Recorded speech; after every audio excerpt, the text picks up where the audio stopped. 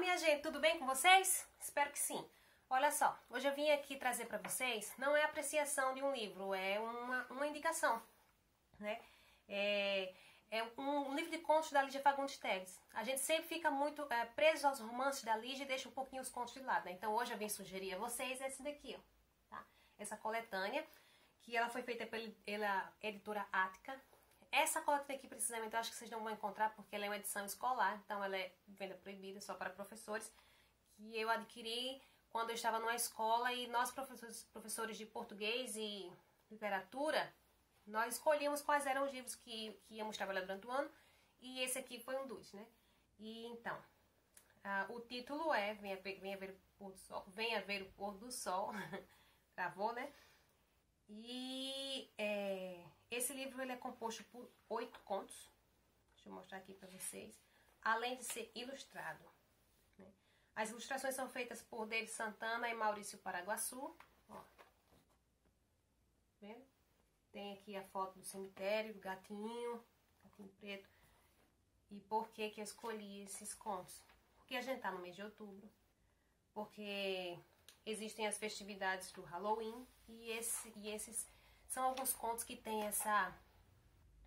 que tocam nesse assunto, né? Que tem essa perspectiva, ou que são contos fantásticos, na verdade, né? São contos fantásticos de fantasia, mas que alguns deles são de um pouco de terror, não sei se terror, mas é meio macabro, sabe? Então dá pra ir.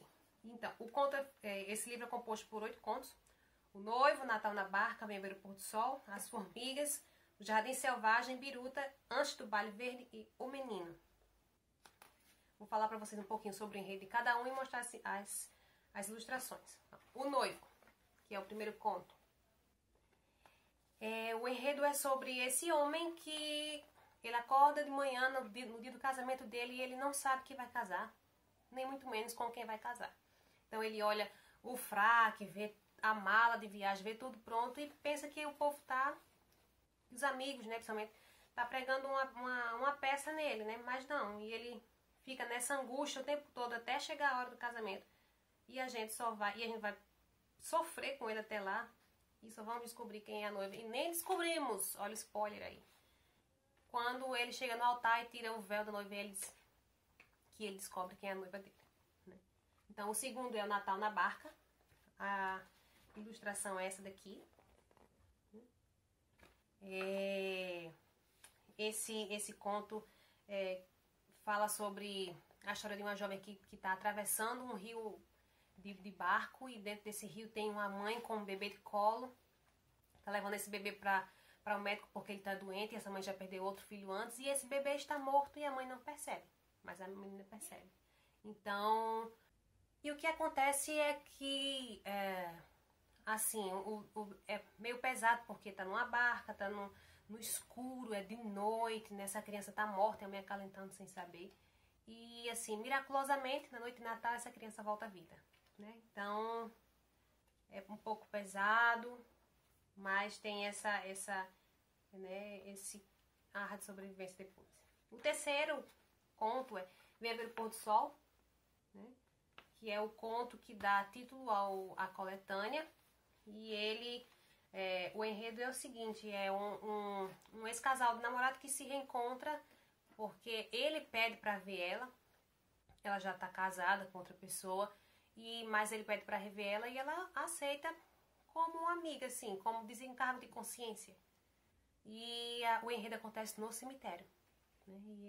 E ele leva ela pra dentro do mausoléu. E começa o desespero aí. Eu achei esse conto bem pesado, bem, né? Então, o final a gente não sabe se fica triste, se fica pesaroso, se fica de cabelo em pé, se fica com raiva, se fica com medo, se fica indignado. Ele vai embora e deixa ela lá dentro, tá, gente? Então, um spoiler bem grande aí pra vocês. Ai, não era nem pra ter dito, né? Mas já foi, já era. E o quarto conto é As Formigas.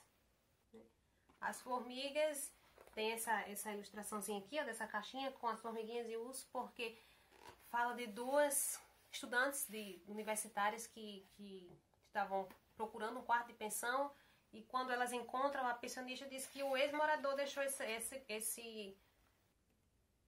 caixinha aqui com ossos de um anão dentro, né? E uma das garotas fica animada, porque ela é estudante de medicina, e ela diz que vai montar esse esqueleto do anão.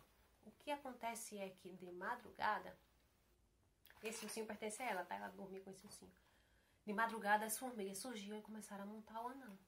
Então começa a ficar macabro daí.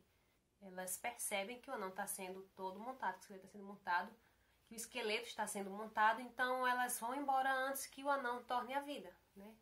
É bem assim também, bem macabro, coisa bem estranha. O outro conto é o Jardim Selvagem. Essa moça aqui, ó, com a luvinha na mão, tomando banho nua no rio, é a esposa de um tio de uma criança, de uma menina, e é essa criança que narra a história, né? Aparentemente essa mulher, ela mata sem dó nem piedade, porque ela tinha um animal, e o animal adoeceu, ela deu um tiro no ouvido do animal, né? E tempos depois, o tio da criança, teoricamente, supostamente, se matou com um tiro no ouvido, né? Então fica aí, para vocês pensarem se ele foi morto ou se ele de fato se matou. E o próximo conto é Biruta. Biruta é um conto mais triste, gente, porque esse menininho, ele foi trazido de um orfanato para casa de umas pessoas, e ele não foi adotado como filho, ele foi trazido como parte para ajudar nos afazeres domésticos. Tanto que a convivência dele maior era com a empregada doméstica da casa. E ele arranjou esse cachorrinho. Acontece que no dia de Natal, lá vem o Natal novamente, a dona da casa não aguentava mais o cachorro, porque ele era um cachorrinho levado, que destruía as coisas, que mordia, né? Tudo isso que cachorro novo faz. E ela pede o cachorro emprestado com uma desculpa, e ela leva o cachorro embora e não traz mais o cachorro.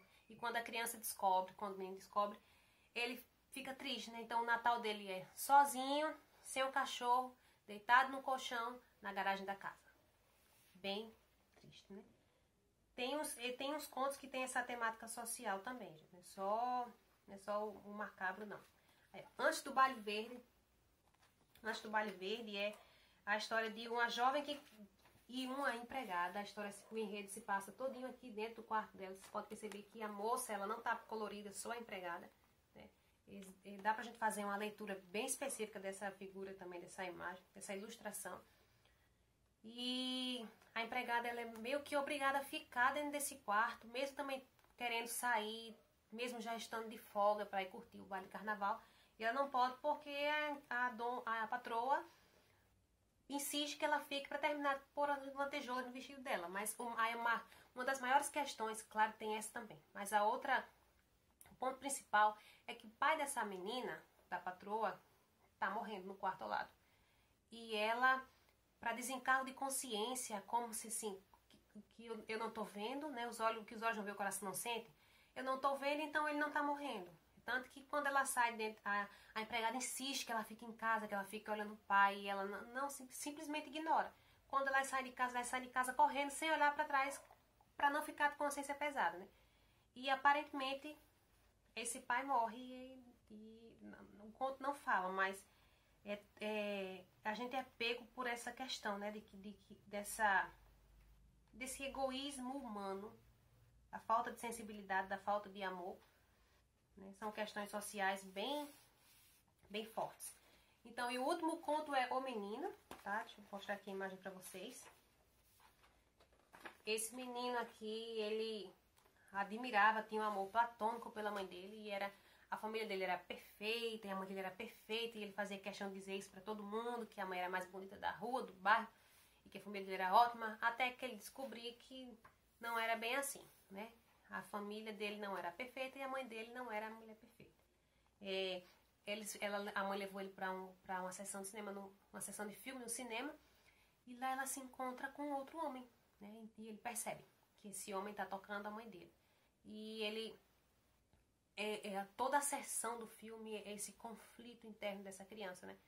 Que ele não externaliza, ele não fala, mas ele se revolta de certa forma. Daí quando ele chega em casa, E a mãe dele fica meio malvada, né, lá durante o cinema, para poder manter ele sob controle. Daí quando chega em casa, ela volta à doçura e a criança se derrama aos prantos no braço do pai, sem dizer nada. E ninguém entende porque ele está chorando, mas existe uma razão de ser, né? Então, é um tema sensível também para a criança, né? Então, gente, fica aí a dica. São 8 contos excelentes, né? Não há o que ser questionado. Tem essa áurea meio macabra, né? Por causa do grande teor. São contos fantásticos, sim, são contos fantásticos. E também tem questões sociais envolvidas nesses contos. Fica aqui a dica para quem quiser. De Fagundes Telles, venha ver o pôr do sol. E provavelmente vocês não vão encontrar essa edição aqui, porque ela é uma edição escolar. Mas certamente vocês vão encontrar esses contos em outros livros, em outras coletâneas, tá, gente? É isso. Espero que gostem e a gente se vê logo mais. Tchau!